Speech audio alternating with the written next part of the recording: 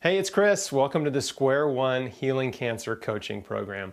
This is Module 1, First Things First. In this module, we're going to do some broad brushstrokes, an overview to get you started, and to change the way you're thinking about your situation, about cancer, and about your life. The very first thing you need to know is this. Cancer is a divine tap on the shoulder, and there's a message attached. And that message is, hey, the way you're living is killing you. The way you are living is killing you. Now, I'm not telling you that to make you feel bad about yourself. I'm not trying to put shame on you. What I'm telling you is now is the time to take full responsibility for your life. One of the most important things I did after my cancer diagnosis was to be honest with myself and say, well, maybe this is my fault. Maybe I had something to do with this. If I contributed to my disease, then maybe I can contribute to my health. We live in a cause and effect world, and our choices matter. What you put in your mouth matters, what you put on your body matters, where you live matters, where you work matters. Your choices matter. Cancer is the convergence of multiple health-destroying factors in your life that all come together at the same time. The way you're living is killing you. Just go ahead and accept it. And if you go ahead and say, okay, this may be my fault, you know what that does? It empowers you. It empowers you to change. The cancer industry wants you to think it's not your fault. They want you to think it was just random bad luck and that nothing you did mattered, therefore nothing you can do matters, except showing up for surgery, chemo, and radiation treatments. But the truth is, your choices can make the difference between survival and death. Whether you're doing conventional treatment or not, there is so much you can do to promote health and healing in your body, and we'll cover it all in the Square One course. The point is not to blame yourself and wallow in self-pity. The point is to accept responsibility for your situation and change everything you can for the better. I believe that everything in life happens for a reason. And most of the time, the reason is you. You are the reason that many things in your life happen to you. Not everything, of course, but a lot of things, because the decisions we made in the past affect our reality today. An easy example, the decision to consistently study in school results in better grades. Better grades result in college acceptance and scholarships. A college degree opens up doors for better career opportunities. All of our decisions matter. The diet and lifestyle decisions that you've made up to this point have all affected your health, whether you've realized it or not. And now we're going to make some changes. When we change the input, we change the output. Okay, so let's talk about the specifics of cancer. First, cancer is natural and it is normal. Every person develops precancerous and cancerous cells in their body in their lifetime, but not every person develops tumors. The difference between the person with cancerous tumors and the person with no tumors is their immune system. Your immune system is designed to identify and eliminate viruses, bacteria, parasites, pathogens, and mutated cancer cells. For a variety of reasons, cells in your body become injured. They can get DNA damage or mitochondrial damage, and when a cell becomes injured, it usually repairs itself or dies. But in some cases, that cell will mutate to survive. If it's deprived of essential nutrients or oxygen, it can mutate to become cancerous. Every cell in your body is programmed to die at a certain point. Some cells live for a few days, some live for weeks, some cells live for many months, but they all have a programmed lifespan. The cancer cell doesn't have that. When a cell mutates and becomes cancerous, it starts dividing uncontrollably, and it loses the auto self-destruct mechanism, and it keeps living and multiplying. Eventually, it forms a tumor, and then cells from that tumor leave and form new tumors in other parts of the body. That's the way we've been told cancer develops. But 2 studies on breast cancer published in 2016 found that metastatic cancer cells leave the primary site before the tumor is even big enough to detect. Generally, a tumor can't be detected until it's at least 1 millimeter in size. But by then, it contains between 100,000 and 1 million cancer cells. And it's been growing for 6 years. Stage 1 is metastatic. You already have cancer cells circulating throughout your body. This is why early detection is often too late, and why metastasis happens after they tell a patient, we got it all. A properly functioning immune system is designed to identify and eliminate cancer cells.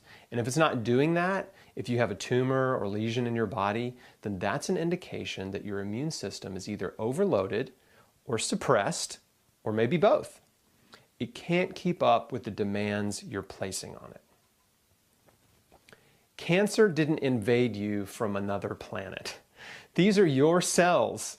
Cancer is you. It's your DNA. Your body created it, and your body can heal it. How do I know that? Well, besides my own healing experience, I've talked to, interviewed, and coached hundreds of people who've healed cancer. And many of their stories are much more remarkable than mine. I've met and interviewed many people who've healed stage 4 terminal cancer after chemo, surgery, and radiation failed them, and others who've healed without doing any of those treatments. If you know my story, then you know I had surgery, and then I chose nutrition and natural non-toxic therapies instead of chemotherapy. And my odds of survival as a young adult with metastatic colon cancer, stage 3C, were, as my oncologist put it, very grim. I had less than a 30% chance of making it to the 5-year mark, and less than a 20% chance of making it 10 years. I firmly believe that the radical diet and lifestyle choices that I made all the difference. My choices are the reason I'm here today.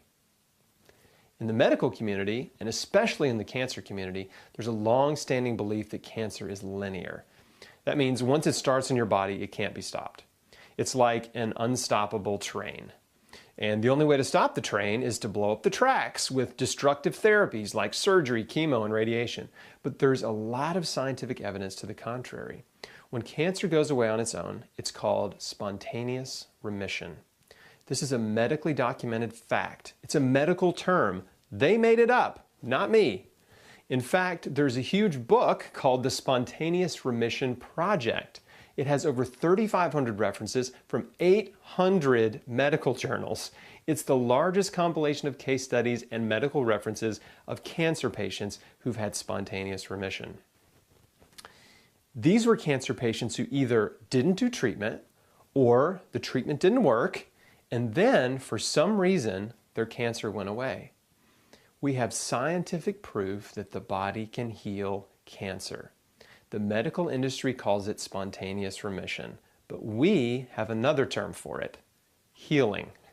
Spontaneous remission means the body healed it. The body created it, and the body can heal it.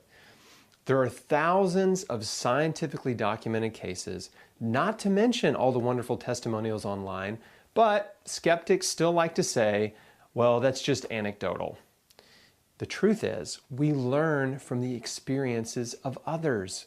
Those are anecdotes. And many of the most important scientific discoveries in human history started with an anecdote. Sometimes one anecdote is all it takes to change your life.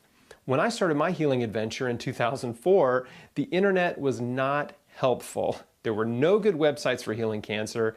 There was no social media, no YouTube, no Facebook. All I had was one book. One man's testimonial. That was it. But that was all I needed. I knew it was an answer to prayer, and it was enough to inspire me to change everything. Things are much better for you today. There's never been a better time to get cancer. There are hundreds, if not thousands, of cancer healing testimonials online, on Facebook, on YouTube. There are over 50 on my site alone, and I'm adding new ones all the time. Cancer can go away. It's called spontaneous remission. I want you to understand and believe that healing is possible. The body created it, and the body can heal it, if given the proper nutrients and care, which means You have to change the way you're living and remove all of the cancer-causing factors in your life. In most cases, cancer isn't caused by one thing. Many of you know the story of Erin Brockovich. She found out they had very high rates of cancer in her town because a local factory was illegally dumping hexavalent chromium, and it was contaminating the water supply. And a lot of people were getting cancer. So in that case, they could pinpoint it to one thing. But still, not everyone who drank the toxic water got cancer. So the good news is, even if you're exposed to environmental toxins, your diet and lifestyle can be protective. But you still need to reduce your toxic exposure to the absolute minimum. I'm going to show you how to do that in Module 4. Several recent studies have concluded that between 70% and 95% of cancers are caused by our diet, lifestyle, and environment. I'm going to add a fourth factor, stress. I'll address that in Module 5, but for now, let's talk about the first three. Many researchers believe that less than 5% of cancers are genetic, and that 95% are caused by diet, lifestyle, and environment. But even if that figure is closer to 70%, that's huge. 70% has almost everything to do with you. So let's talk about epigenetics. Epigenetics is a branch of science that studies how genes express themselves. So we know that not every woman with a breast cancer gene gets breast cancer. Why? Because your genes don't determine your fate. Your diet, lifestyle, and environment all contribute to whether or not your genes express themselves. We've all inherited some good genes and some bad ones. We want to express or turn on as many of the good cancer-preventing genes as possible, and you want to turn off or prevent the expression of the bad cancer-causing genes. Your diet and lifestyle behaviors and your environment can make all the difference. Your choices matter. There's a recent study that looked at multiple groups of twins. And what they found is that if one twin gets breast cancer, then the other twin has a much higher risk of getting breast cancer, especially if they're identical twins because they're genetically identical. But even though the other twin is a higher risk, many of them still don't get cancer. This further illustrates the point that it's not just about genetics. Genetics may load the gun, but your diet and lifestyle pull the trigger. So yeah, you may have a higher risk of cancer, heart disease, or diabetes if your parents or grandparents had those diseases, but your risk increases the most if you eat the same Western diet as them. So if you live the way they lived, you can expect to get the same diseases they got. If your mom got breast cancer and she had a Western diet and she didn't exercise, and then if you eat a standard Western diet and don't exercise, then yeah, you probably will get breast cancer too. But if you eat a radically different diet modeled after the longest living people around the world with the lowest rates of breast cancer, and you're active, then your risk of getting breast cancer will be much, much lower. The rate of breast cancer is 6 times lower in Japan than it is in the US. But when Japanese women migrate to the US and adopt the Western diet and lifestyle, their rate of breast cancer eventually rises to the same level as American women. Your choices matter. Think of your body like a giant factory. The beginning of the conveyor belt, the entrance of the factory is your mouth, and the parts coming into the factory are food. Food is coming into your mouth and going down the conveyor belt, which is your digestive tract, from mouth to anus. And along the way, workers in your factory are breaking down the food you eat and carrying the nutrients all around your body to give your cells what they need. The product of your factory is health. The goal of your body is to stay healthy, right? In homeostasis.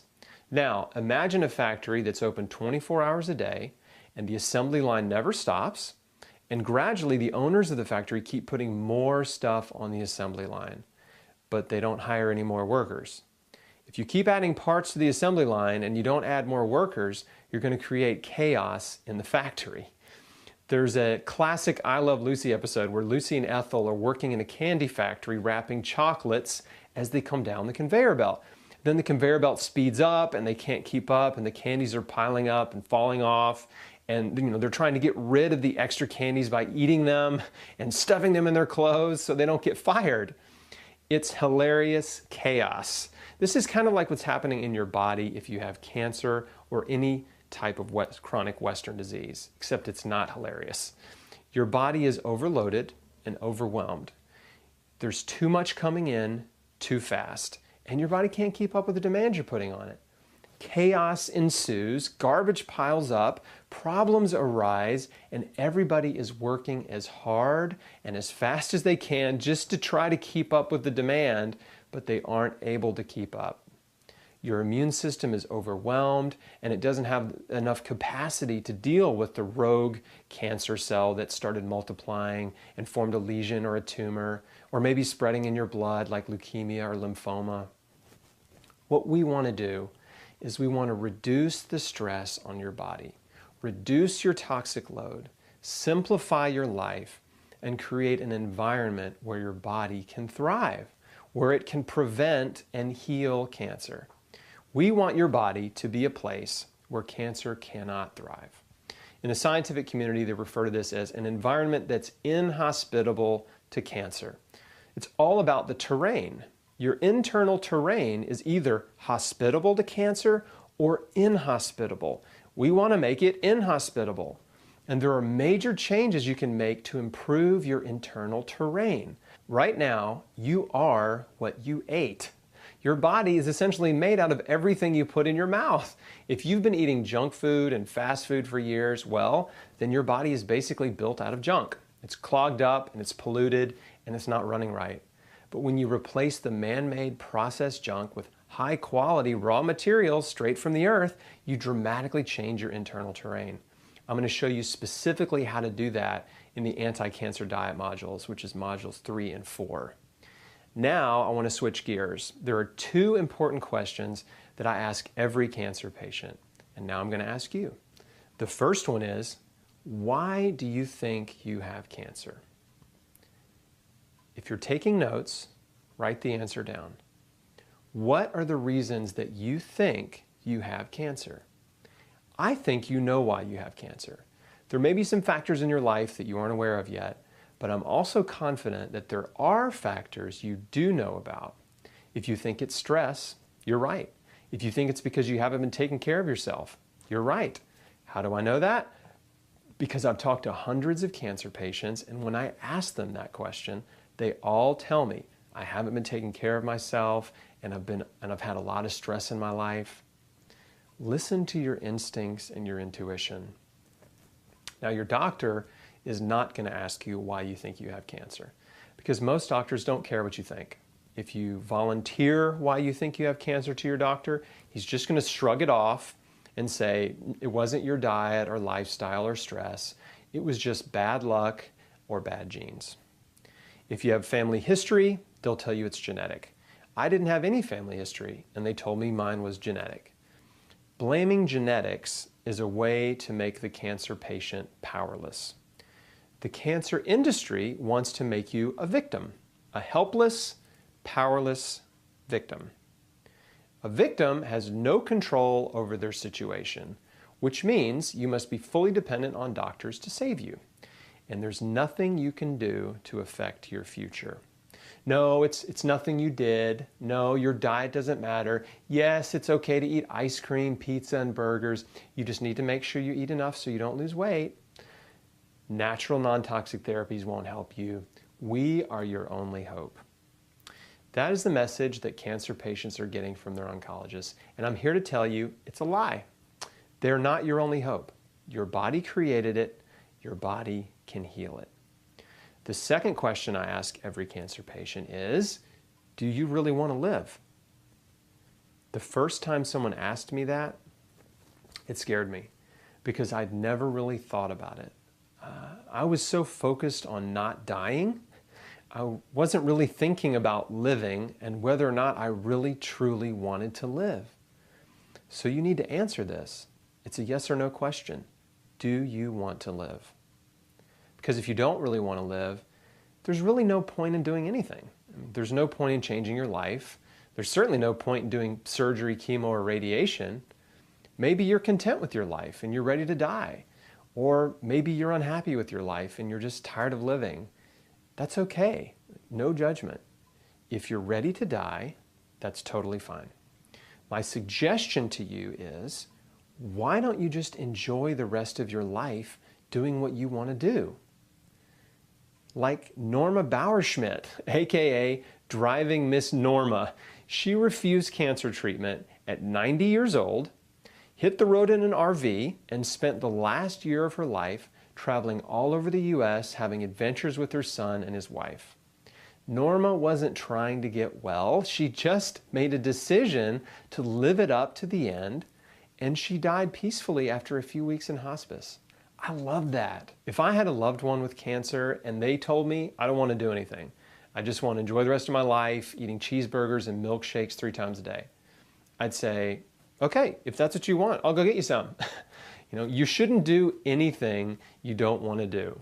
Whether it's surgery, chemo, radiation, alternative therapies, whatever it is, if you don't want to do it, if you don't have that strong will to live, don't do it. But if you do want to live, you should know that beating cancer, healing the body, takes total commitment.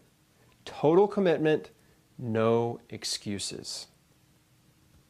The characteristics of cancer patients that get well, like myself and hundreds I've met, are the same. We're all the same. There are 2 characteristics of cancer patients who heal cancer. 1, they have a strong will to live. And 2, they're willing to do whatever it takes to get well. They make no excuses. That's who this course is for. It's for people who have a strong will to live, who take full responsibility for their health, and who are willing to change everything. If that's you, then great. I am here for you. You are the person I am here to serve. But if you don't have a strong will to live, if you don't want to change your life, if you're not willing to quit smoking or change your diet or exercise or forgive, then this course is not for you. You must have a strong will to live, and you must be willing to do whatever it takes to get well. I'm talking about taking massive action. Minimal action usually produces minimal results. Massive action produces massive results.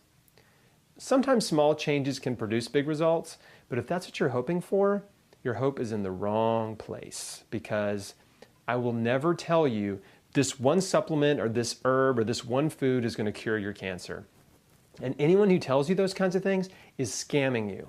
That's snake oil, the one cancer cure, the magic bullet. There is no magic bullet. Healing requires a total life change. You have to be prepared to take massive action and make a total commitment. I'm talking about at least 2 years. 2 years, hardcore life change. I've seen a lot of cancer patients have dramatic turnarounds in their health in a very short time.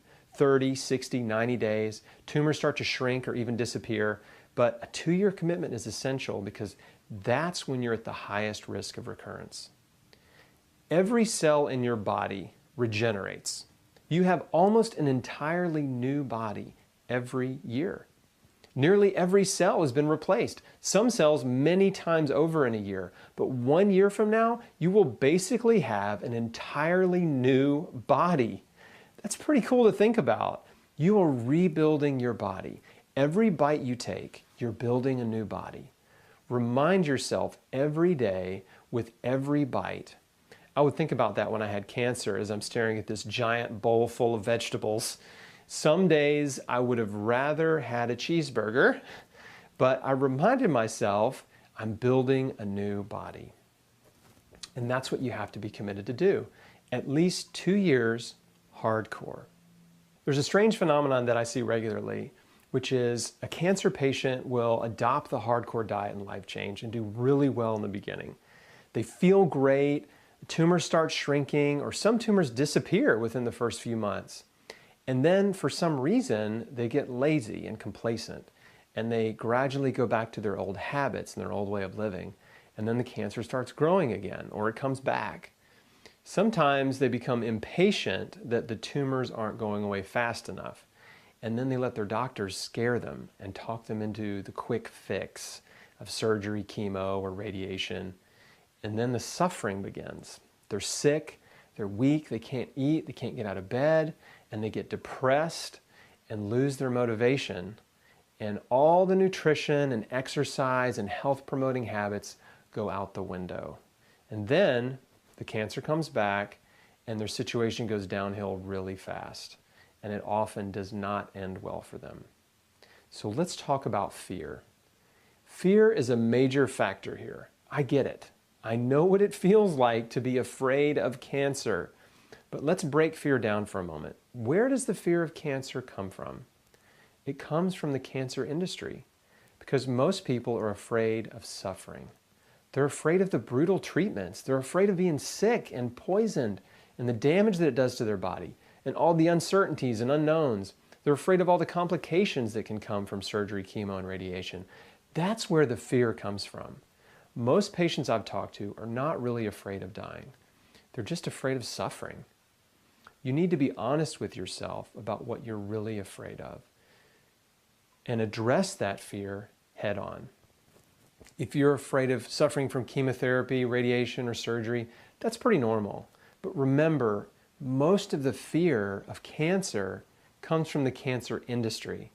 And what I've got to tell you is, don't be afraid. Do not let fear dictate your decision-making process. Because when you're afraid, your stress hormones are pumping and you will make irrational and impulsive decisions.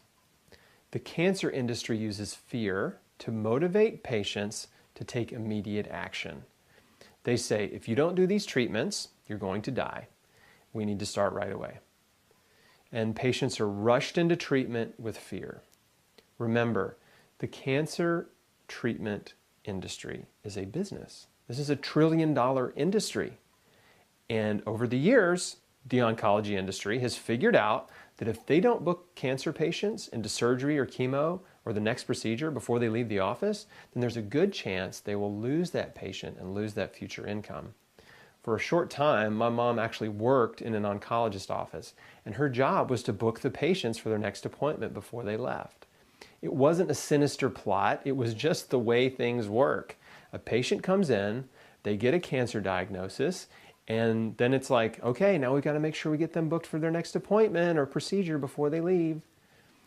Don't be afraid.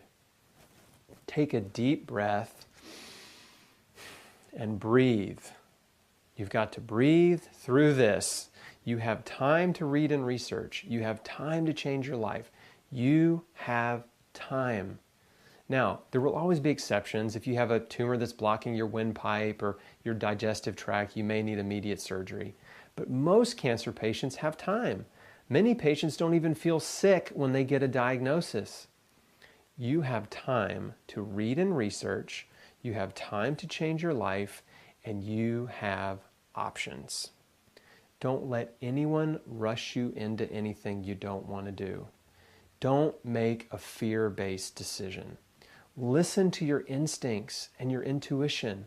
If you don't want to do a specific treatment, if something deep down inside of you is saying, don't do it, then don't do it. It doesn't matter if your family and your friends want you to, or if the doctor says you need to. Your instincts and intuition are powerful. You need to take the time to read and research and to change your life. You could experience a dramatic improvement in as little as 30 to 90 days doing exactly what I'm talking about in this course.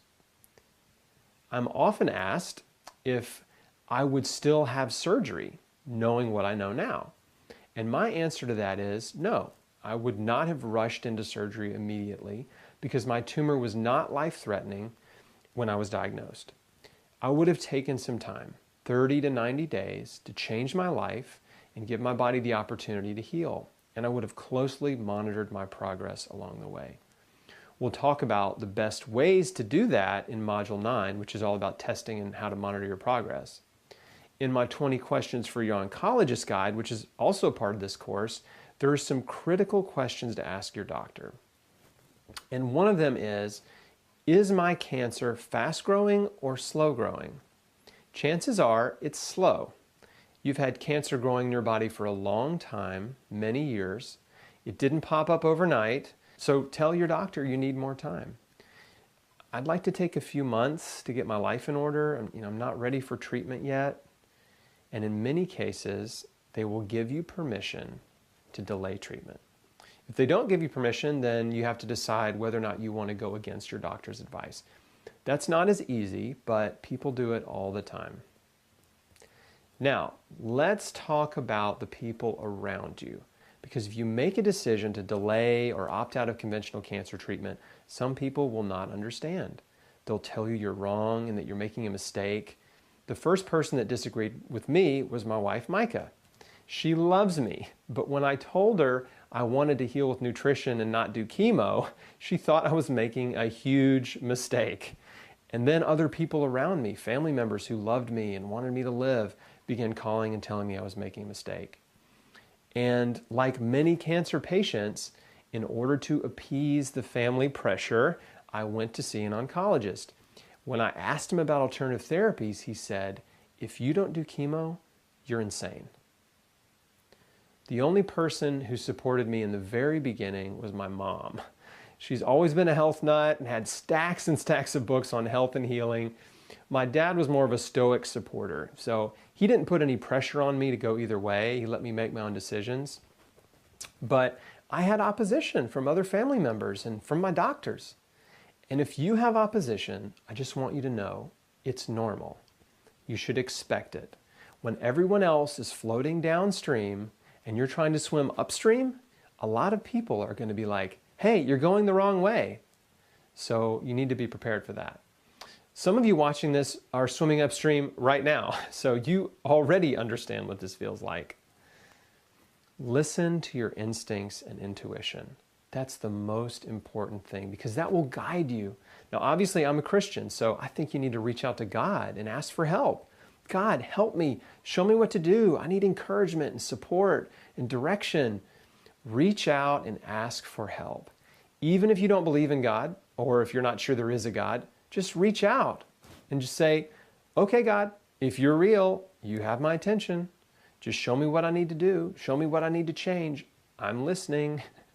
And I can assure you that if you sincerely reach out that way and ask for help, you'll get it.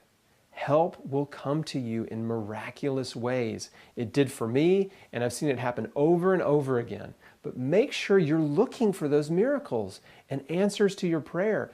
Don't dismiss them or shrug them off as coincidence. There are no coincidences. During this process, you may need to have conversations with people around you who don't understand because they will continue to pester you and they will create a lot of stress and anxiety in your life. They'll keep saying, "You really need to do the surgery or chemo or radiation. You really need to do what the doctor says." And at some point, you just have to sit down with them or get on the phone and say, "Listen, I know you love me and I love you. I know you care about me, but I need you to understand that I'm making the best decision for me. My goal is to live as long as possible and to get well. And I'm reading and researching and learning as much as I can so I can make good decisions. I'm not going to rush into anything out of fear. And I'm not going to do anything that I don't have peace about." When you explain yourself in that way, they will understand. You may need to say, "Listen, I understand what you think I need to do, but I really don't want to talk about it anymore because if that's all we're going to talk about, it makes me not want to talk to you. And I would love for us to just hang out and spend time together and not talk about this stuff. And for you to just trust that I'm making the best decision for me." Sometimes a reality check is appropriate.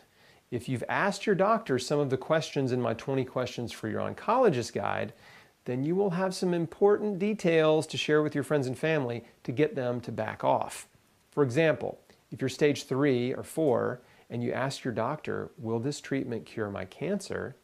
and they tell you no, then you can remind your loved ones that your doctor told you it isn't curable.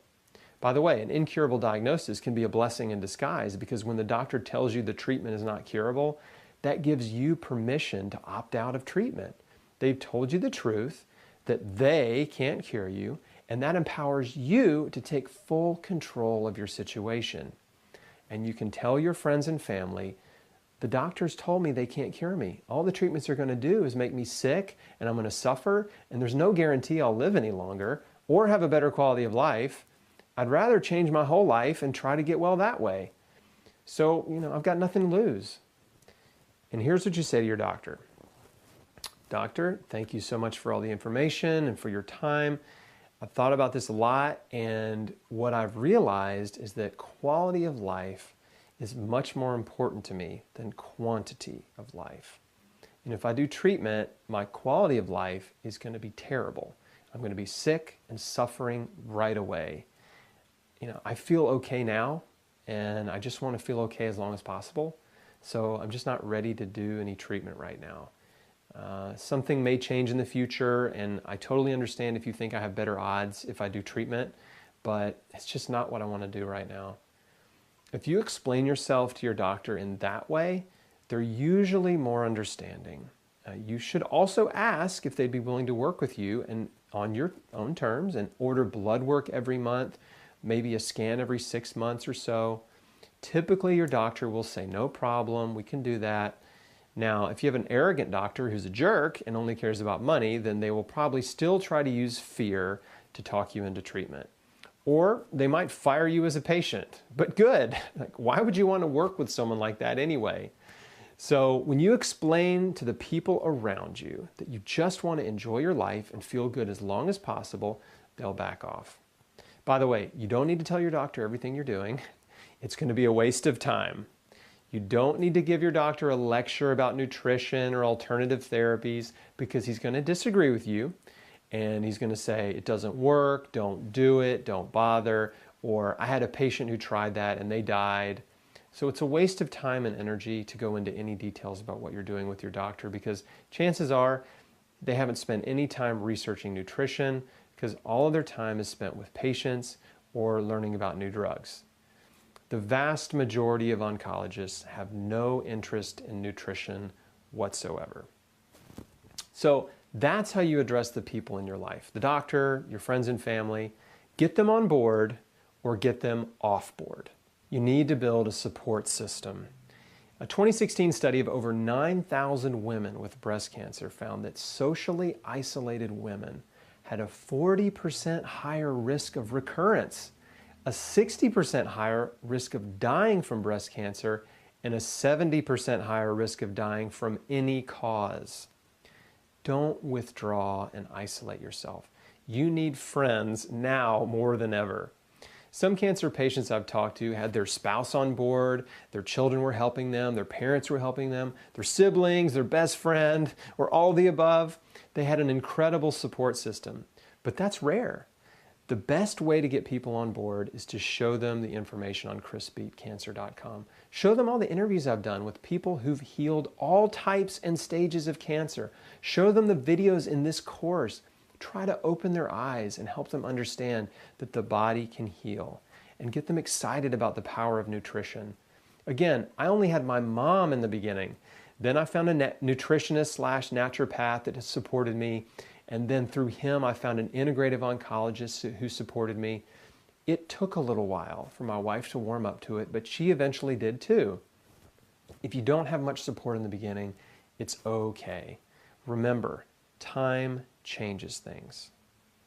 It was even tougher for me because back then there was no social media, there weren't any Facebook groups, you couldn't find people on YouTube or Twitter. Those sites didn't exist. I had zero online cancer support, and there weren't any local alternative healing support groups in Memphis either. It's much easier to find support online today thanks to social media. There's a local healing cancer support group you need to know about called Healing Strong. People who are trying to heal cancer get together once a month to share their experiences, share helpful information, encourage each other. There may be a Healing Strong support group in your city.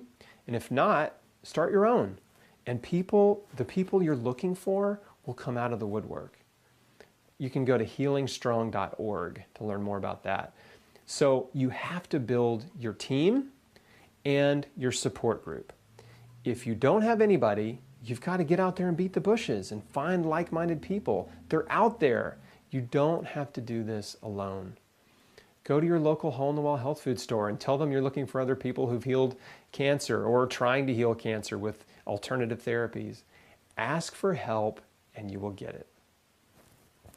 The support groups you want to stay away from are the conventional cancer support groups. Stay away because birds of a feather flock together. And what you'll find is that traditional cancer support groups are full of cancer victims. People who are angry, afraid, and unhappy because they're suffering. And most of them aren't getting well. And they'll get upset when you talk about diet and lifestyle and alternative therapies. And they'll tell you what you're doing is wrong and that it won't work, while conventional treatment is failing them. Don't think you're going to go in there and help them see the light. They don't want help. They just want to complain to each other. And they're going to turn on you. So until you're completely well, you won't be strong enough to handle this criticism. It's going to create a lot of unnecessary negativity, stress, and anxiety for you. Just find like-minded people that you can support and who can support you. And you can exchange ideas and encourage each other. That's what you need. Next, make plans for the future. Document the entire process. Journal, do a video diary, start a blog. Document what you're doing because you need to plan to A, get well, and B, use what you've learned to help other people. You need life goals, future goals to work toward. Making plans for the future is very important. You know, the spirit-mind-body connection is a mystery, but something happens when you plan for the future. You're planning to live. You're sending signals of life to your body. It's very powerful. So don't be afraid to make plans for the future. I know some of you may be thinking, well, I don't know if I'll be here in a year or 2 years. Instead of thinking that way, I want you to think, I'm going to live. And these are my plans for my life. For next year, for the next 5 years, for the next 10 years, sketch out your life goals, the things you want to accomplish. I'm going to see my daughter graduate college. I'm going to see my son get married. I'm going to watch my grandkids grow up. I'm going to be a great grandparent. Making plans for the future is so important. When I was diagnosed, I didn't have any children, and I wanted to have a family. I wanted to be a dad. It was in my life plan. But if I did chemotherapy, it was likely that I wouldn't have been able to have children of my own. That was one of the reasons I didn't want to do chemo. And now I have 2 beautiful girls. If I'd done chemotherapy, my girls wouldn't be here, and I probably wouldn't be here either. So make plans for the future. And the last thing is, enjoy your life. Enjoy your life. Don't let fear and cancer steal your joy. Depression suppresses your immune system. It's a vicious cycle. If you're depressed and fearful and anxious and worried, it makes you more vulnerable to cancer. So you need to focus on things that bring you joy, hope, optimism, and encouragement. That's what the Square One course is all about. And you need to start living your life. Really living. There's an organization for young adult cancer patients called Stupid Cancer. And even though they're very conventionally minded, I love their slogan, which is get busy living. Now is your time to live. You could die in a car wreck tomorrow. There's 100 different ways you could die besides cancer. So there's no point in letting cancer paralyze you into depression and inaction where you just sit at home and feel sorry for yourself. Start doing things you've always wanted to do, like Miss Norma. Make plans, get out there, live your life, do fun stuff. Go skydiving, mountain climbing, and bull riding like the Tim McGraw song. Decide to enjoy your life and to enjoy the process and get busy living. Even if some of these radical changes are difficult for you, like giving up your bad habits and your favorite junk food to eat vegetables that you've never liked, you've got to keep your perspective. The fact that you can get out of bed in the morning, that you can see, that you can hear, you can breathe fresh air, you can feel the sunshine on your skin, and that you're alive, these are things to be thankful for. I talk about this a lot more in Module 7 about how to identify and eliminate the stress in your life and how to stay positive and enjoy your life, but I just wanted to touch on that here. The overarching goal of the Square One program is to help you change your whole life and for you to enjoy the process. This is a new chapter. It's a new season in your life. It's a new adventure. So don't look at it like a chore. Don't look at it like drudgery. If you're focused on negativity and feeling sorry for yourself, stop it. Stop focusing on the things you can't do and start focusing on all the things you can do. Focus on all the things you have to be thankful for. You have 1,000 things to be thankful for and happy about. Pick one. This will dramatically change your outlook and your mood. That's where joy comes from. It comes from gratitude. Gratitude is the secret to happiness. Practice gratitude every day. In Module 2, I'm going to help you connect the dots and identify the many factors in our world and in your life that are causing and contributing to cancer. And I will show you the steps you can take to systematically remove these cancer causers from your life, making it easier for your body to heal, and also significantly reduce your risk of recurrence or of getting cancer in the first place. We're going to talk about your diet and lifestyle, your home, your work environment, stress, and a lot more. Don't miss it.